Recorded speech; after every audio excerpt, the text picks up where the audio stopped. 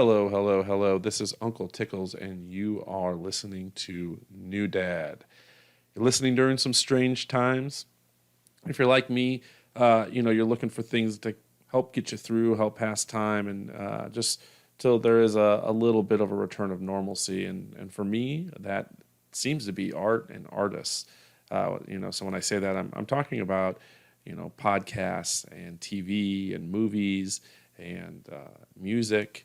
These are the things I'm turning to, whether it's music to help lighten my mood or, break up the day, a TV show to just kind of sit and take my minds off things or a book just to totally escape.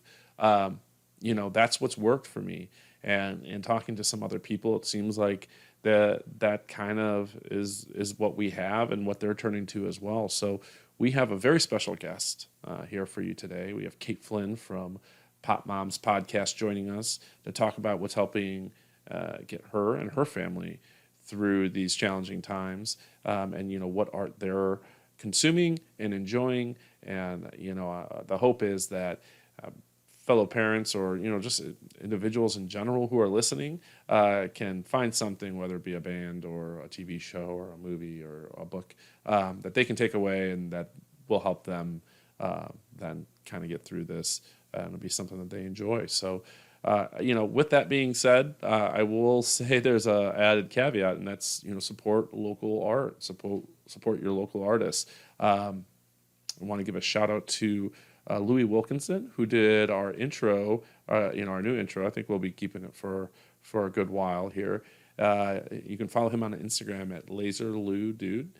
Very talented artist, and he did the intro that you're about to see here. I'm very happy with how that turned out.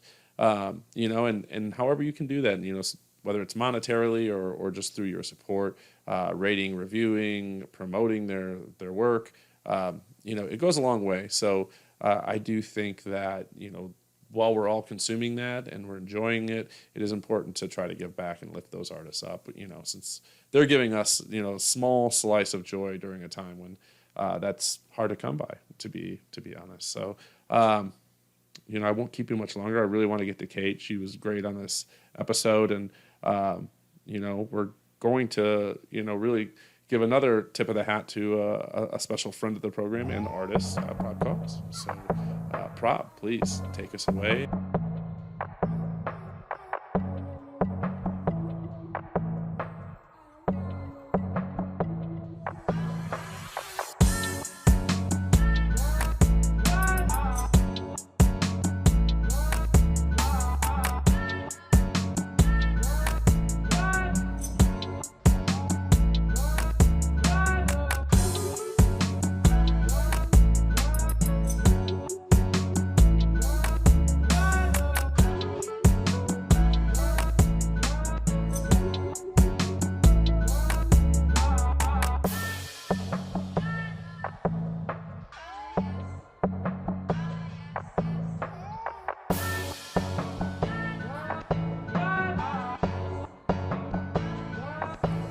Hey yo, Uncle Tickles here. We're back with Kait Flynn, host of Pop Mom's podcast, a fantastic podcast and an even more tremendous mother.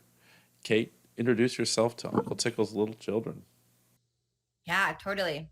So I do the Pop Moms podcast, and really the idea behind it is to go ahead and normalize cannabis use for moms, for women, and really everyone. Our episodes are pretty fun. We usually kind of start with a topic.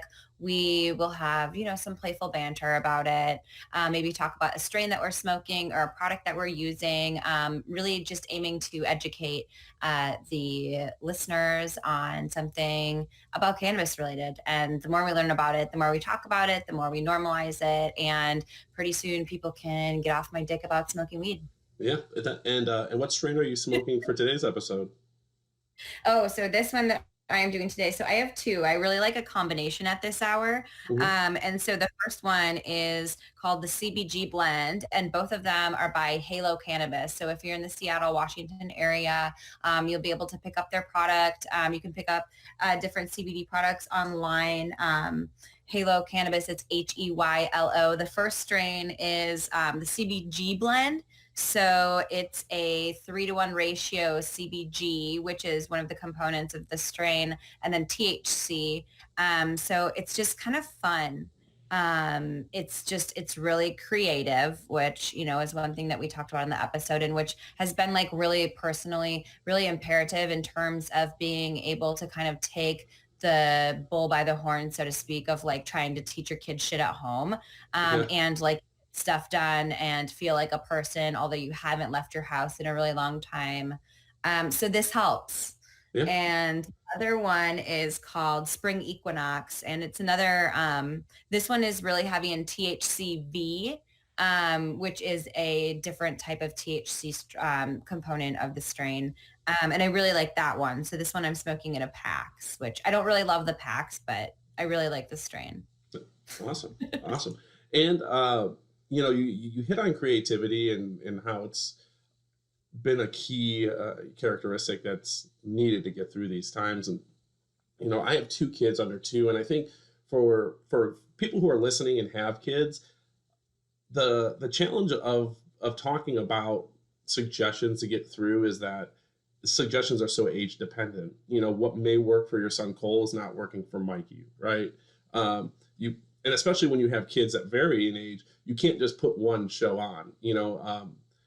We're lucky in that Shep's 2, Solo's so young that really he's kind of like oblivious to everything at this point. He's he's becoming more and more aware of things, but at the same time, it's like he can stare at a light bulb and just be totally enamored for hours at a time. Bless So his heart. yeah, bless his little heart. So I mean, there is an advantage of that, right? And I guess the hard thing is it's just it puts a big stress. I guess where I'm trying to get at is it feels exhausting at times for us, and we have to. One of them is not even mobile, and neither of us are working at the moment. So for parents out there who are working and having to do what we're doing, I can't imagine. I can't imagine the stress that they're on. So what I do imagine is there's a little bit more screen time. Perhaps there's a little bit more of the having to just I don't want to bend on certain things that you try to be a little bit more strict on. And I know people have gotten creative. You and Mike mentioned you guys buying a trampoline, and you guys talk about it in your 5 tips. We bought Shep a slide, and that's been a saving grace. So it's those sort of things. You kind of let them get a little bit more wild than maybe they normally would. But again, bringing it back to what I mentioned at the top is for us, it's been art. So so whether that's been a TV show or a book or music to help lighten the mood or give us a break, from TV or something, all these things have been so key. So I'm wondering how has that played a role in your guys' house? Have you guys used some shows? Have you guys been finding certain books that have really caught the kids' eyes and really kept them engaged? So what have you guys been doing, or how have you guys been appreciating artists, I should say, too? So I think like what's really cool is in Seattle and in Washington, it was like really sudden that like they closed schools. It was like a Wednesday, and it was an early dismissal, which happens at 1:50. And then like by 4 that day, they were like, we're closed till, the end of March. And then days later updating it to the end of April. So all of a sudden we were stuck with like, oh my God, like how are we going to make this work? So we placed a couple online orders for like the key things. You mentioned it, the trampoline. I also bought stuff to make slime. So kind of letting the kids get creative with like their hands, because we've been noticing that that's something that's really helpful to kind of get some of their energy out. We also have like a little tub that has water beads in it. Oh, we So did that, like the sensory bin. yeah, Yeah. totally. And so like they're these little balls, like literally like cap fill will fill like a huge thing with these like balls that the kids can kind of play with. So we've kind of been, putting them into circle groups with colors, or like looking at how they look when you hold it up to the sun, like kind of trying to incorporate some of those things visually, like all of their senses. We bought a tie-dye kit, Oh, which awesome. was really cool. I bought 50 pounds of clay and and pottery tools. So we have been like today, Mikey has been, my oldest son is really into basketball right now. And so like trying to explain to him like the concept of pottery and how like you can't close Bounce it in or it. it's like explode or bounce it. Right. Um, like things like that. So from like an actual, like a physical art and Arts. creation perspective, we've been doing that. We kind of got like all of the paints revamped.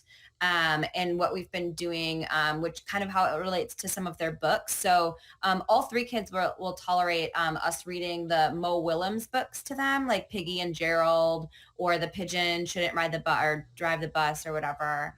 I haven't read that one. It's like Suya's best one. So hey, Yeah. homework. But that has been cool. And then Mo Willems also does at I think it's 10 Pacific. So I think that's 1 Eastern. Every day he draws live from the Kennedy Center.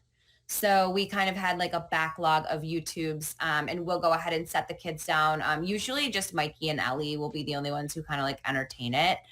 Cole's still too young, but they'll actually just watch him, and it's instructional. So like they'll draw along with him. So they're learning to draw characters of books that we're reading about. That's awesome. That is fantastic.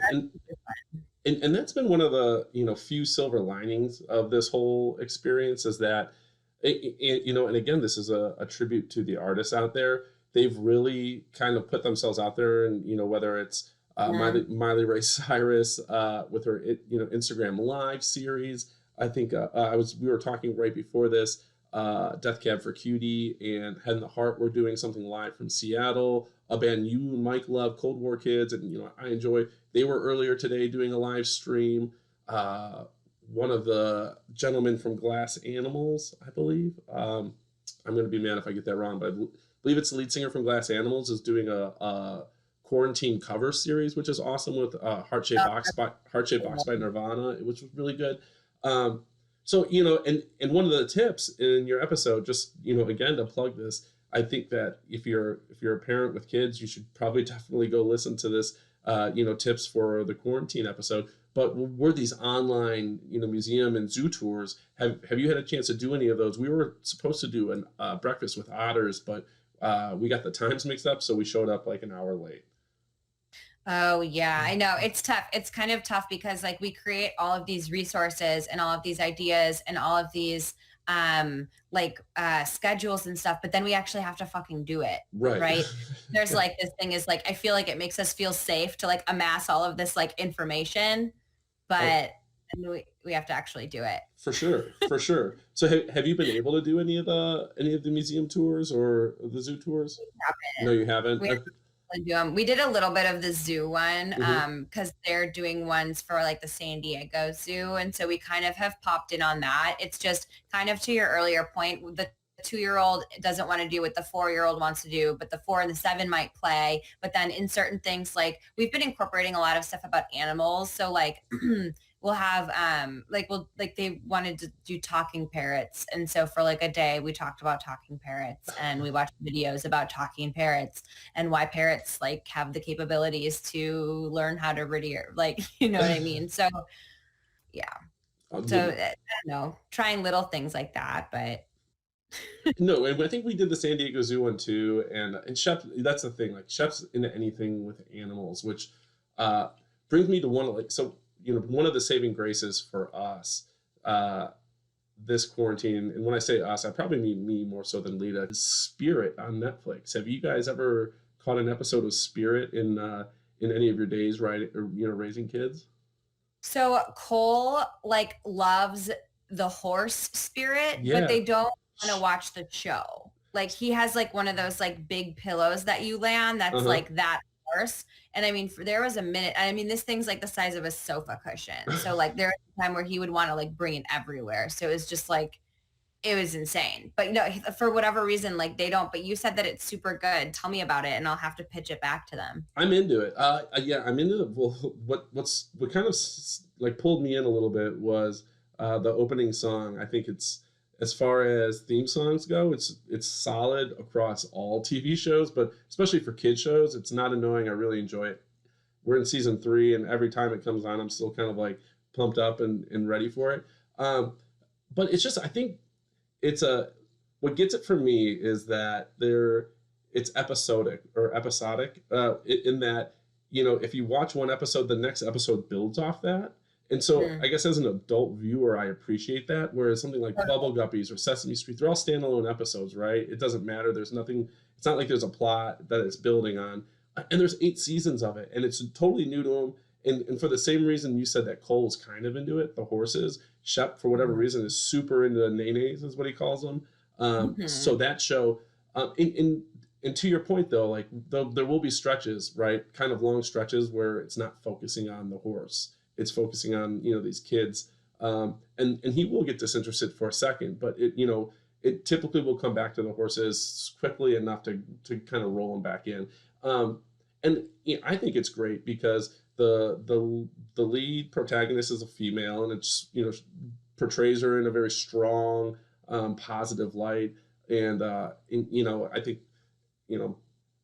for one, it's kind of, you don't see a ton of that. I think you're seeing more of it, but and probably more so for our generation, right? You see that, and you're more impressed than kids. Kids probably don't notice that as Oh, much. they don't notice it. But for me, I'm thinking like, you also talked about Disney Plus in your tips episode, and it's one of those Just things. it. You go back and you start watching these Disney movies, and you start seeing all this stuff, and you're just like, you're more aware of it. It's pretty crazy. But Spirit, I would encourage anyone who's not familiar, who has a kid maybe between the ages of 2 and 4, maybe. I think it's totally appropriate, and Shep seems to like it. So, and it's one of those things where I think I even caught myself like going back and rewatching an episode that I knew had played in the background while I was making dinner, but I just didn't see how it ended. So it really bugged me that I wanted to know how this plot kind of worked out. So Like you would DVR it. DVR, yes, you put yeah, it. 100%. I'm invested in the plot. I'm really invested. I kind of want to know. They have a. I'll say this too. They do a really good. They have a villain on it that I'm like, I hate this fucking guy. And I think if you get people to feel that way about something, it's like the same way I felt as a kid watching Robin Hood, the one with Kevin Costner and the Sheriff of Nottingham, Yeah. or Hans Gruber, which I think is the same actor actually. Maybe that's why I'm going to both these places, from Die Hard. It's like, yeah, I'm thinking of bad guys that I just really hate. But Spirit, it's again, people probably don't think of when we're saying let's salute artists that are helping us get through this. I'm talking about a kid's cartoon that's about horses and 3 girls who are kind of like rapscallions in the wild wild west. But no, for sure, I appreciate it because it's helping. It's new to me. I enjoy it, and Shep enjoys it. So like, I don't have to watch a Bubble Guppies episode that I've watched 20 times. Are there any shows that the kids are watching right now that you guys are using as like, okay, when all else fails, we put this on? Or is there anything like that? My kids love Shaun the Sheep.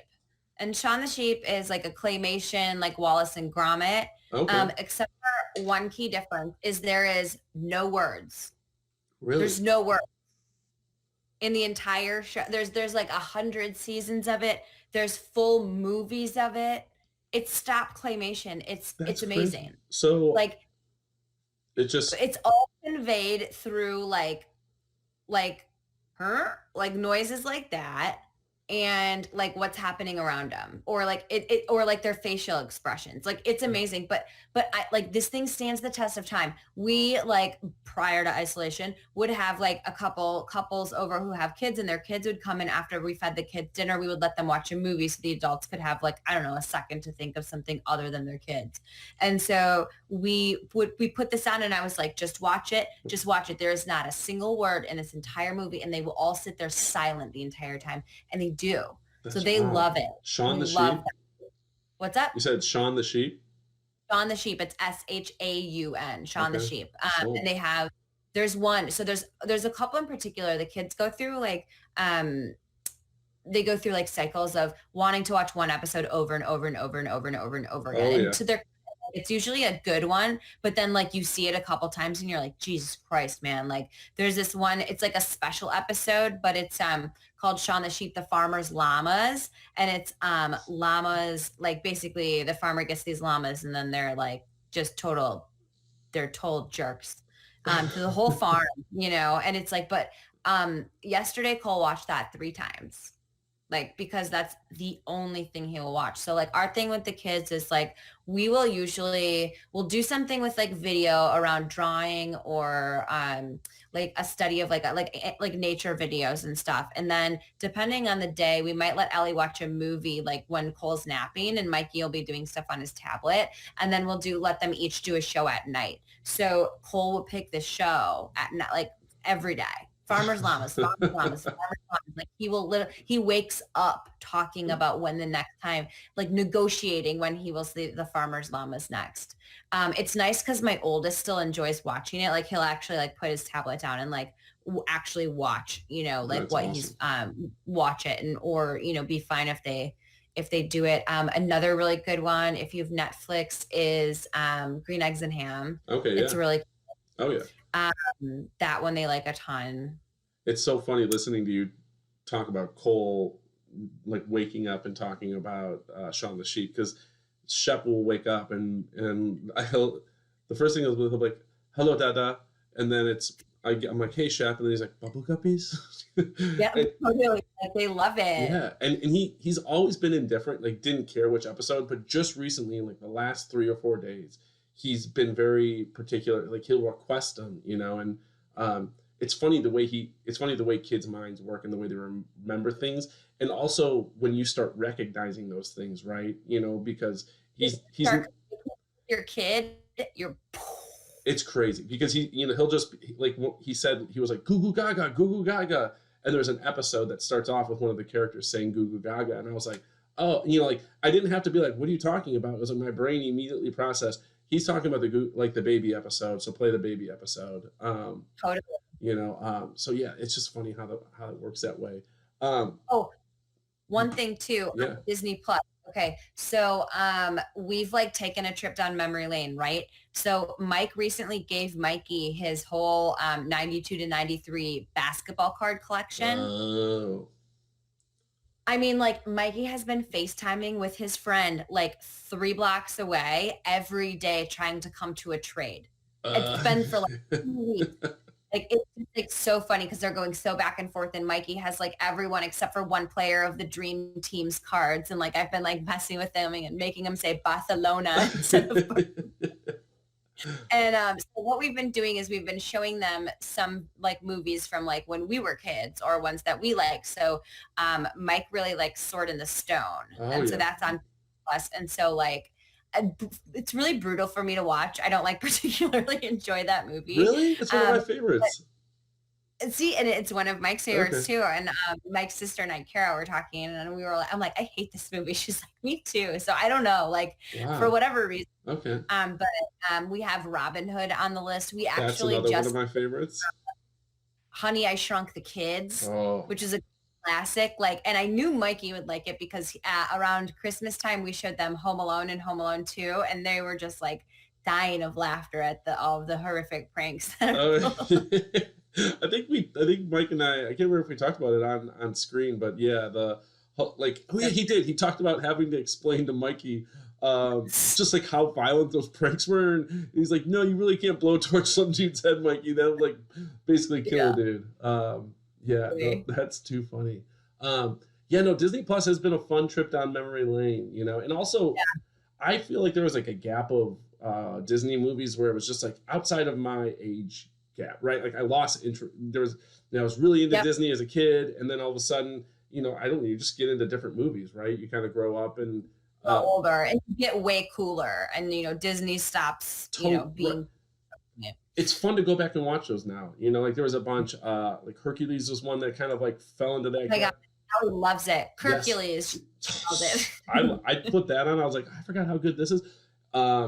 This isn't Disney or modern, but this is something that we watched over the quarantine that I was just 100% blown away by. And I guess it in large part is because my preconceived notion going into it was, I can't believe Lita picked this. This is going to be fucking trash. I'm like, it was like one of those things where, I was contemplating going up into the bathtub and pushing the toaster in just because I was like, oh my God. But Trolls, and it was fucking good. Have you seen Trolls? So good. Oh my God, yeah. So fucking good. So if you're out there, it sounds like it would be just a huge time suck and maybe one of those things that makes you want to shoot yourself in the head. And maybe you watch it and you're like, why did they suggest this? But the music was, I thought, pretty good. And the key. I mean, come on. Yeah, it was great. It was great.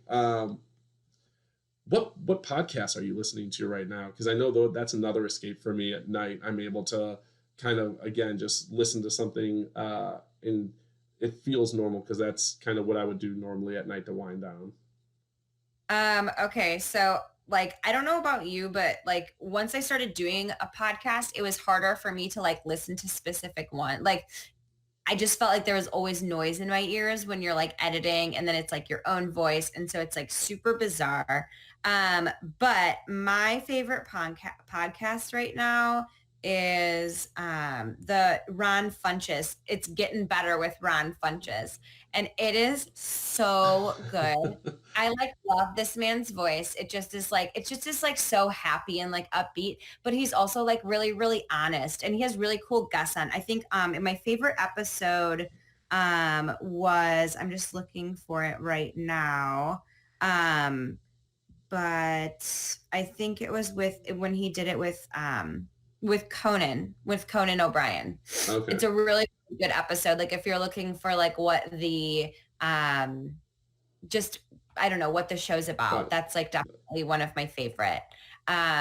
Really that one, and then yours, Tommy, and then I listened to a couple other like pop mom ones. But I kind of don't like doing that a ton, because I don't want any of it to like skew how I create content. You know what I mean? Absolutely. Yeah. Well, thank you. I'm listening, clearly listening to yours, as it's been like an inspiration especially for this episode.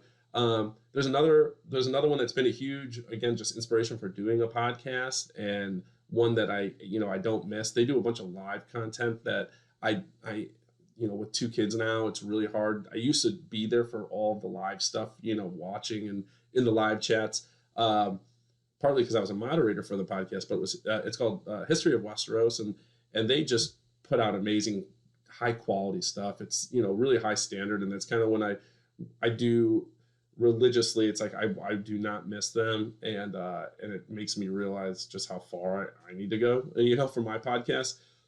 And every time they do an episode every Sunday now, they're doing a reread project for the books A Song of Ice and Fire. So anyone who's listening, I've mentioned it a couple times, but if you're ever wondering or just wanting to get into the books now that the show's over, there is this gap, right? Everyone's waiting for the next book to be put out. There's a lot of rumors and rumblings that the new book will be out. George R.R. Martin is definitely someone I'm going to tip my hat to as far as an artist getting me through the quarantine, because I'm involved in this reread project. And then, for those 45 minutes to an hour that I'm listening to the audiobooks, it is really a true escape. I'm not here. I'm in Westeros.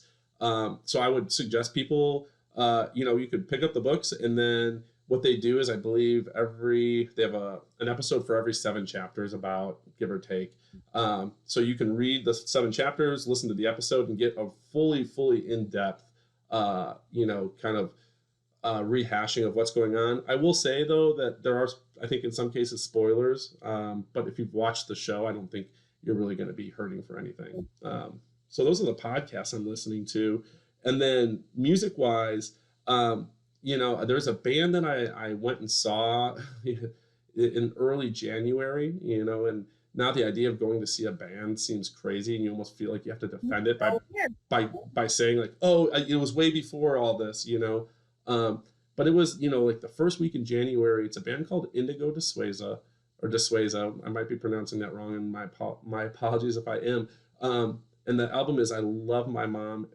Amazing album. I've literally had it on pretty much repeat since January, much to my wife's chagrin.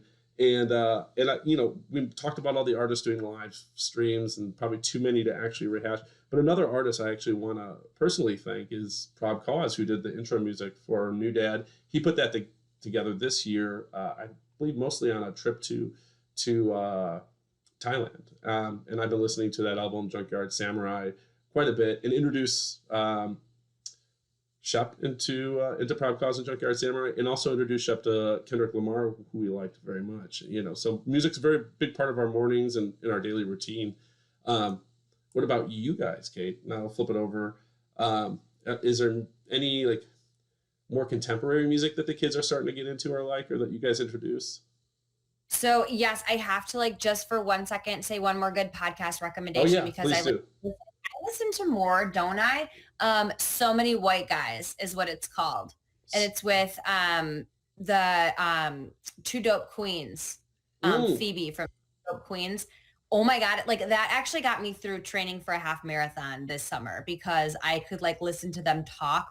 And because when you're like adding up how many songs you've listened to and that's how long you've been running, like that's like the stuff my head does when I run because I'm not like a blind runner, I guess. Yeah, absolutely. Yep. 6 songs. It means I've been running for a minimum of 18 minutes. It sounds like nothing to go through, songs. So, but like podcasts are 45 minutes. So then I always knew I could do like 2 and that would be my run. Okay. So I digress. What are the kids listening to? So Old Town Road took Mikey by storm. Just by storm. They also really like Queen's We Are the Champion. Oh yeah. I think it's a rite of passage for kids, I believe. What's the one that goes into, does it another one go into it or that go into another song? Are you talking about We Will Rock You? We Will Rock You. Okay. Yeah. So that combo was like a good 6 minutes a piece, right? Oh, for sure. Oh yeah. You can do for that time. Mikey really likes Imagine Dragons. Oh, nice. He likes what else does he like? Cole's a big fan of We Are the Dinosaurs. Oh, nice. Where they around and then they take a little rest in their nest. Yeah. Larry Berkner Band. That's a good one because I mean, kid songs kind of drive me crazy. When I just have Ellison and Cole at home, I'll usually put on Post Malone too. I'm a pretty big Post Malone fan and they don't register that he has like a filthy mouth. But one time, a really funny story. So Mikey had just watched Pets 2. Okay. Yeah. And at the end of it, Kevin Hart does the Panda song. Oh. And obviously incredibly edited because it's a children's movie. Right. But Mikey the next day, like he goes, Alexa, play the Panda song. And obviously Alexa not knowing like that he wants one version versus another, puts on the original one. And like, I don't know, there's like at least like 5 swears in like the first line. Just the intro is like bitch, bitch, fuck, fuck. It's like basically like the Jay and Silent Bob song. Like that level of swearing. And I just like, I come out there and I'm like, Alexa, turn on the Panda song from Pets 2. And then I just like lock eyes with Mikey. He looks back at me. I go, do you have any questions about any of the words that were just used? And he goes, nope. And I go, okay, cool. Let me know before you decide to say them out loud. Yeah. He's of that age. He's heard the words. He's the best. He's like, Mike played like the little part where he was like, people are going crazy because oh yeah. And Mike or whatever he said, and Mike played it for him. He like felt like he was on those 92, 93 basketball cards. Yeah. Well, I thought it was too awesome of a soundbite. It really was an awesome soundbite. He made Mike Mike as a basketball player with number 1 stat on his jersey for his birthday this year. That's awesome. There's no gift you can buy that's as cute as that. No, that is awesome. And I think part of the reason I wanted to do this is I was hoping that talking about the artist getting us through was a little bit more uplifting, and so I want to, I want to talk about some of the shows and movies that we may have seen or watched that are helping us, or I think you've talked about we've talked about a couple shows, right, for our kids. I want to talk about the ones that we're watching, right, parents. Yeah. But there have been these like really tender moments, that just naturally wouldn't have happened because of, at least for me and Shep, because even though we've been on FMLA, we've been taking Shep to daycare, because it's easier to kind of bond with the baby. And we've already mentioned like the 2-on-1 advantage and just how that makes a huge difference for parents. So, I mentioned, there's these moments in the morning where we're going upstairs, we're watching TV, we're cuddling, and I feel very fortunate that Shep is still cuddly at 1.5, almost 2 years old. because I know at this age, and for most of the time he is go, go, go. He doesn't want that. But there are these moments where he wants a cuddle. He wants to be near his dad. He wants to watch us. He asks these really sweet questions. Sometimes he'll even hold my hand. Isn't that so sweet with their fat little baby hands? Yeah, and really when I say that, he's just holding a finger, but it's like normally we don't have time for that in the morning, right? Because I'm trying to get up, I'm trying to get out the door, trying to get him to daycare by a certain time. And when he goes to this new daycare, it's going to be even more imperative that we get out, because they have a cutoff. They won't take him past 9, So, I started thinking about that a little bit today, about how all of the stuff that we're doing now, and how at times you can start thinking of, holy cow, we still have 30 days of this, right? Because in Illinois, the shelter in place was just, I think nationally, it was just extended 30 more days, right? So, it's easy to kind of be like, to get overwhelmed by that thought. But then I also think there's gonna be a time when all of a sudden I'm not gonna have this time with them in the morning, and I'm not gonna have all this time to play with them. And to be totally honest, I've seen these developmental jumps with him that I don't think would have happened at daycare, because his daycare is great, and I think the new one's going to be even better, but it's not a substitute for one-on-one time with their parents, right? And that's what Shep's getting. He's getting, pretty much all day one-on-one time with me while his mom's taking care of his baby brother, right? And we try to switch, but also part of it's, because of the way we've kind of divided and conquered, it's led to a little bit of like Shep wanting to be with me more, and the baby feeling more comfortable with Lita, and we can switch off, but too long it seems to rock the boat, and then we're end up switching back, right? So but it is that's a silver lining. He's developed, his speech is developing. I think his just intellect, his problem solving, all that's it's developing faster than it was originally, and it could just be sheer coincidence, but I like to think that part of it has to do with us. Another huge moment was, this is and it's not like he's doing this consecutively, but he went potty in the little toilet for the first time, and that's super encouraging and like a huge win. And I know we still have a long way to go before he's potty trained, and maybe even much further than even I'm thinking now, but still it's an awesome thing. We were here to experience it. It was very cool. And then the other thing I wanted to talk about, which was a very hilarious moment, and also kind of like it's like an ending of an age. I thought my last bath with Shep was going to be on New Year's Eve, just because it was one where I was going to take a bath with him, and then he ended up pooping in the tub, so I ended up jumping out, and then I've been kind of like skittish to get in the tub with him since he pooped in it, because it's just like burned you. Well, and it was like there was no warning. Like he didn't give me any like look or anything. Like all of a sudden it was like a grunt, and I'm like, wait, what? Like what did you say? And a little poop pops up, and it's like, oh, shit, literally.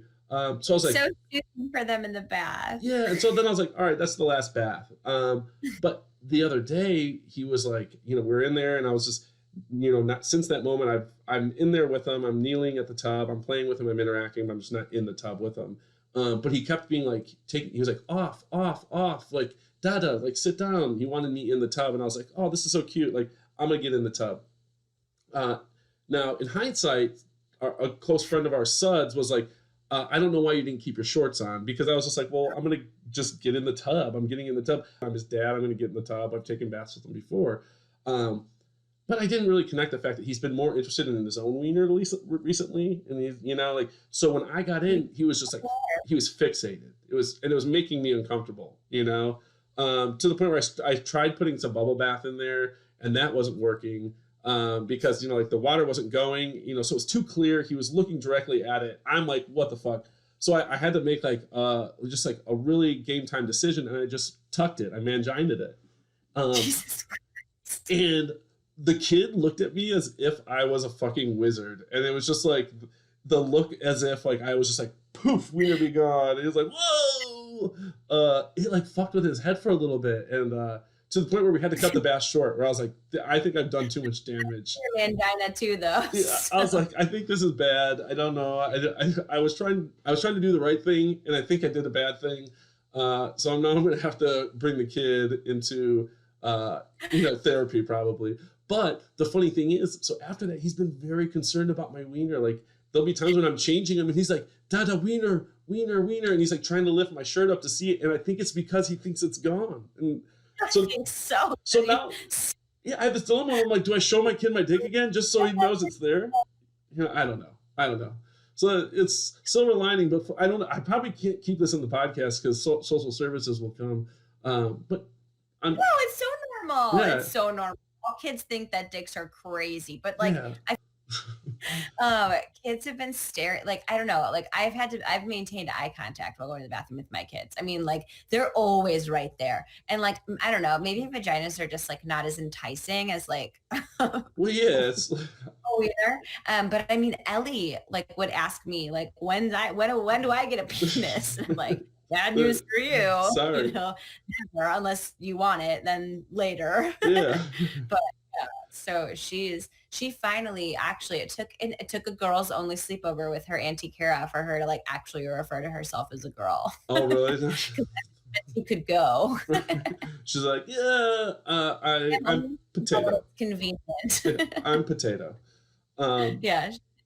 So she for sure is. But yeah, I think kids are just fixated with it. You know what I mean? And then they like, I mean, it's there to play with, right? Totally. And you guys never stop playing with it. Right. So yeah, it's true. It's true. It's gonna be his cross to bear. So are you, Mike? And I know you guys aren't huge TV people, but is there a show? And I do know of one at least that we can talk about. But is there a show that's helping you guys? You know, when you finally get the kids in bed, unwind, you know, connect a little bit, just have a sense of normalcy. I think like Bob's Burgers is our like autopilot for that, because you can turn it on and like, God damn, that show is funny. Like that is like just such a funny show. And so I think there's like a lot of comfort in like that, and like the It's Always Sunny episodes. Oh, yeah. Like we just watched the quarantine one, which is really funny. Very fitting. But that brings that brings me, and all you crazy cats and kittens out there. I wanted to open the show that way. God damn it. Yeah. I should have opened it that way. Okay, so like Tommy, you've always been someone who is like you're always so ahead of the cusp of like eventual pop culture things.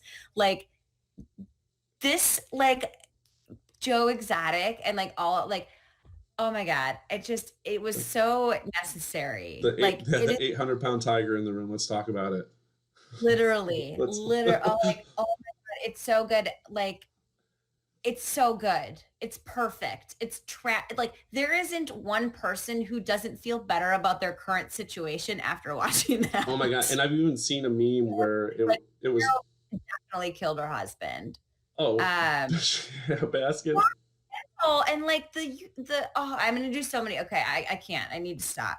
No. Let's deep dive. We can edit some of the earlier stuff out. You know, it'll be a Tiger King podcast. No, I know. Seriously, I could talk about it forever because it's just outrageous. Like, it really should have just been a Tiger King podcast if I thought about it. We should have just done it. Yeah, we really could have just done that.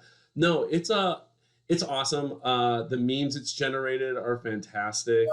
The combination of Joe Exotic and Trump's head. Oh my God. The fact that it seems like big cat owners are in these polygamous relationships, and that's just kind of like that was the big wake-up call to me, which was like, oh, word up, like that's just part of the game. You get a big cat, you start getting multiple partners, whether they be guys or girls. That blew my mind. I mean, it's super culty. Like, I feel like some of the things that they created could have been like that other, what was the one in Oregon? That was a good one. Not something Wild West, like, or something? Country or something? Yes. About and I think ironically, the title that Doc Ansel went by, Bhagavan, wasn't that the same title that the dude in Oregon went by? It was like, it could. I think you're right, and maybe that's why I remembered it. Do the connection. It triggered or whatever, but like, yeah, it's just it's very bizarre, and like there are so many parts of it that was like uncomfortable to watch, like especially with like some of the female like workers and even like the guy workers, you know, with Joe Exotic, and how they like these people or how they use the cats or whatever, like they just have like a hold over or like a spell over. Well, the cats and methamphetamine. What's that? I said that. Well, it's the cats and the meth. Totally. The drugs. In the meth. The drugs, the meth helps get the hooks in. I never thought they seemed very methy, but I always like when they talked about how much weed that Travis guy smoked, Oh, and yeah. for him to be that like cut still, I was like, oh, weird. I'm like, I wonder what he's doing, because whenever I smoke, all I want to do is eat. So. Well, just look at your husband, you know. He smokes a lot of What's weed. that? I said your husband's pretty cut and smokes a lot of weed. Self-control, like nobody's business though. Like I don't, like I'm like, Kate, don't go eat spoonfuls of peanut butter immediately after this. And then 2 seconds later, I'm like, who? Like, I can't like say no if it's something that I like actually group chat Oh, good. gone wrong. Have you taken one of those tests to see which Tiger King character you're most like? Oh my God, no, please. I want to. I need to know. So I'm the boyfriend John, the toothless meth head, not Travis. The toothless meth head. That's who I got matched up with. He got his teeth. You see, he I got did. teeth. I saw he got a new girl. I guess one of the more feel good parts about that story, right? Yeah, and marries the woman of his dreams. I think for me the show stealer was Eric Collier, or EC as he was known. Like 3 minutes into the first episode, he's like, so saw this fucking ad on Craigslist, and I was like, fucking tigers, I've never done this shit, so let's fucking do it. And now I'm doing tiger shows. But like, how normal does that seem in comparison to everyone else? Absolutely. I mean, there was like so much shit that there was another meme that would really point it out, that some guy like drives up in like a dune buggy and a skeleton, and by that point we've seen so much weird shit that like it seemed normal. You didn't even question it. You're like, oh, that guy. That's like the 99th weird thing I've seen, so it's like not even registering with me. So each episode though, like you're like, no way, like it can't get more strange than the one before, and then you're like, what's next? Like you're almost like scared of what. Yeah, I mean, like what else am I gonna know? Like, I think what's sad, and just to address the whole sadness of it, like, I think it's sad. I don't think that the treatment of these animals went unnoticed. I mean, they were feeding them like garbage Walmart food, but they were feeding people that too. Yeah, no one's really knew about that. Yeah, so true. I don't think it's necessarily lost. I think what was very surprising to me is to learn that there's more tigers and endangered lions and animals that were bred here than like in the wild. Like what I would love to see is like, and I get that you can't really like at some point be reintroduced, but like with some of these cubs, I mean, these guys were breeding them. Like, I'm not going to say they were doing something right, but they sure shit got a lot of animals out of it. Like, why can't the knowledge provided there be used more like in the wild, or, you know, that type of setting? Totally. Well, I mean, I guess that was something I was thinking was like, you know, at least these tiger, you know, Grant, you know, and I don't know, sometimes I go back and forth with what I'm about to say, but you know, the fact that they were so close to extinct and there are this number alive in America, isn't that kind of a good thing, you know, where it's right. That they're here, you know, that we have them, that they're not lost. So yeah, I mean, you know, also, you know, I guess the silver lining is you get to see what a 3-way dude marriage in pink denim looks like, you know, look pretty sweet. I'm an ombre girl, right? Like I like the two-tone hair, but I mean, took it to a level I don't think I could ever really reach. No, it's funny because, you know, it's like another meme I saw that's pretty accurate is when it's March and you have your Halloween costume and it's a shot of there's gonna be so many tiger king. The amount of time it must take. I mean, another thing is it's like that guy looked in the mirror every day. Yeah. Oh yeah. For sure. And thought it had an irrational confidence. You know, in sports you talk about these people with irrational confidence. You know, who aren't very good, but just think that they're Michael Jordan. That was Joe, but somehow it worked because, like, he got 2 boyfriends, and supposedly they may or may not have been gay. You know, depending on who you ask in the episode. Yeah, it's just wild how, you know, it doesn't even have to be, you know, based in any true foundation. Irrational confidence will get you a long way. That was my takeaway. Yeah. You know, really, how far 100%. that will go. Anything else you got? You know, you guys are watching? I mean, that's a pretty good list. Whether it be Always Sunny, Bob's Burgers, Tiger King. Yeah. Um, We watch random stuff. I like Vice a lot. oh I yeah, like Vice. I love Like Vice. that's always like a good one to go ahead and scroll on too. I like that. Um, so we're gonna kind of switch gears here. We talked a lot about arts and artists that have gotten us through this. So we're gonna have a little bit of fun. We're gonna choose our QuaranTEAM. So those are fictional people, and we'll allow for a little stretch of the rules for maybe reality show characters. Even they're real people, but we'll consider them fictional for the sake of this. And we're not allowed to choose anyone in our real lives. So you can't choose Mike to be on your QuaranTEAM, and none of your children are allowed on your QuaranTEAM. So these are people from TV shows, books, bands, maybe artists that you would choose to be quarantined with. We'll choose our favorite 5, and you don't have to choose 5, but we'll choose 5. And I'm going to start with my first my QuaranTEAM member. I'm choosing MacGyver. I'm choosing MacGyver for, I think, some obvious reasons. If we go post-apocalyptic, I feel like he'd be a great engineer, taking normal everyday items and being able to use them and transform them into even more useful items. Perhaps take a coffee can and turn it into a CB radio. If something broke, he could fix it. So he's my first choice. Do you have a first choice for your QuaranTEAM? I have not had mine ranked. Okay. So do you? It doesn't have to be ranked. Yeah, it could just be any member. So just kind of going in like the food aspect of it as well. I'm gonna do Gordon Ramsay. Ooh, okay. That's like I wouldn't bitch about the situation. Right. He'd be tough. He might he's a polarizing pick. I like Gordon Ramsay. I feel like my hesitation would just be like, if I'm quarantined, I'm like, is he gonna get angry and yell at us? Totally. And I hope so, because we all need to get our anger out somehow, and to have, like, you know what I mean? True. Yeah, he can lead the boat in that. Your choice may actually change some of my thinking on this. So my second choice was Kenny Powers, just because I feel like Kenny Powers from Eastbound and Down would be someone I'd want to party with. He'd be a good, just solid, fun, awesome hang. What about you? My number 2 pick is Louise Belcher. Oh, because I mean, she's like, you talk about someone with a plan and a heart. That's just she always would be able to come up with a creative plan, and I would totally do that. Oh, that's an excellent pick. My third pick is Gandalf the White from Lord of Rings.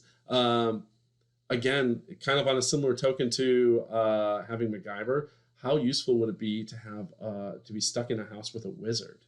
I feel like the possibilities are just literally endless with that sort of QuaranTEAM member. I think you're right. And it's really funny because I also had a magical creature on mine too. Ooh. I had Aladdin, or the genie from Aladdin. Oh, okay. See, I guess the benefit to your plan is you get 3 wishes. I'm not guaranteed that Gandalf is going to do anything for me. I have to win his favor and then hope he likes me, and then hope I can get him to conjure up a bunch of really dope shit. Totally.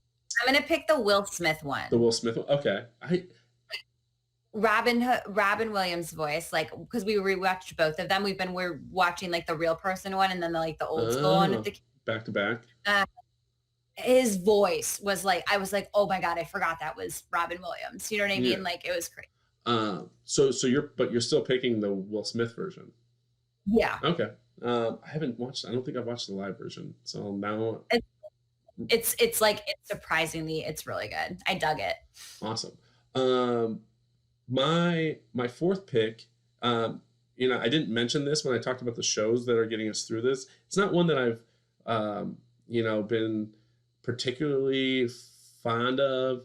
And I shouldn't even say that. I should say it wasn't one I was excited about. But Lita has been rewatching Grey's Anatomy, and I don't even know if it's rewatching. I don't think she's watching Grey's Anatomy now. So she went back and I don't know how many seasons there are or what season we're in, but she started on season 1, and we're now like maybe halfway through, maybe more than halfway through. So my other pick was Lexi Gray, because In this scenario, I'm not quarantined with my wife, and I think Lexi might be the most attractive of all the cast members, female cast members, and she's also a surgeon. So if something were to happen in the house, I would have a surgeon, Lexi Gray, there. And there's a alternate reality episode where she's a pretty fun drug addict. So I don't know. I feel like that means she's got that in her. So party. yeah. So Lexi Gray is my fourth pick. My fourth pick is Bob the Builder for like a similar reason. If anything broke, I mean, like there's a positive attitude and the ability to fix it. That is really smart. I have MacGyver to fix my stuff. So I was just like, shit. What I don't have is a cook. Jimmy rigging it versus like actually like fixing True. It's working, but that's all that quarantine is going to be, right? That's right. Sure. That's right. It's still a solid pick, I feel like. So I feel like I'm going to kick myself for not choosing a chef. Just something I didn't think about. But if we're only talking about fictional characters, I feel, this character would be able to actually qualify in the food category. I'm going with Jesus because we would not ever run out of booze. He could turn all of our water into wine. I could have just a little bit of bread, and he can turn it into a bunch of fish. So I feel like Jesus would be my final. He's kind of like a wizard, right? I guess it's like him and Gandalf. That might be actually a backfire pick because him and Gandalf might have some rivalry going on where he's like, oh, Gandalf turned that dog into a frog. Well, check this out. I'm gonna turn that sofa into a giant Big Mac, Tommy. I'm like, whoa. And you're gonna get caught in the crosshairs. Yeah, I mean, it might be some weird love triangle. Maybe it's probably gonna be a square because anatomy. Yeah, we got to throw Lexi Gray in there. So now it's a square. It's a square. And and I'm not kicking Kenny Powers out of bed too. So now we're talking about a pentagram. So who is your fifth choice? So I have two different ones. Okay. One's animal too. Yeah. I'll let you choose a fictional animal, and we'll give you that as a bonus for sure. Thank you. I would like to have, I guess it's a character. Sorry. Okay. A character, an actress. Let's see. I had it and then I just lost it. It's all right. You actually, talk about the pet. I know the pet for sure. What pet? It's called Stick Cat. Oh, okay. It's this book that my son reads, this kid's one. And it's really pretty. It's pretty cute. It's this cat, and it has a best friend cat named Edith, and they used to live across the street from each other, and then their owners met, and now they live together, and they go on these like crazy adventures, and it's really funny. But Stick Cat's really useful, and he makes good plans. That's fantastic. If I have to choose a fictional pet for our quarantine, which I think is fitting, we got two dogs. I'm going to go with two dogs. I'm going to go with Dan and Little Ann from Where the Red Fern Goes. Classic. The first book that I really loved. It made me cry. Two loyal ass dogs, very smart, well behaved, well trained. They'll die for you, y'all. Like they legit. I'm going to go with Dan and Little Ann from Where the Red Fern Goes. That's a good answer. Yeah, that's a really one. Tell everyone where they can find Pop Moms Podcast and all the different ways they can follow you or support you. I think we're talking about artists that have gotten us through, so I think it goes without saying that this is a very important time to support those artists, in the ways that we can, whether that be through Patreon or rather than illegally downloading their music or movies, buying those while we can, especially for the ones that are out there putting out content for us during this kind of boring, tough, mundane, trying time, but yeah, where can they find you? We're most active on Instagram. We also are on Facebook and Twitter. You can go to www.popmomspodcast.com .com, and you can sign up for our mailing list. That's something that's fun to do. Otherwise, just subscribe and listen and rate on really any streaming service. If we're not on it, email me, popmomspodcast@gmail.com. We'll kind of try to keep you laughing through it. We play a fun game called Fake or Real Strain Name Game, and they're all themed. So we have like Midwestern food, or a strain name, or is it a porno, or a strain name, or an OPI nail polish color, or a strain name. So we try to get pretty creative with it. For sure. I was going to say, I was a guest on Pop Mom's podcast, and we did a Game of Thrones parody strain game. So that was quite fun. Kait, again, I thank you for coming and doing this last minute. It was a joy, and I felt like it was definitely appropriate, seeing that your podcast was the one that kind of inspired this episode. Thank you. Have a great night. Thank you. And again, this is New Dad, Uncle Tickles.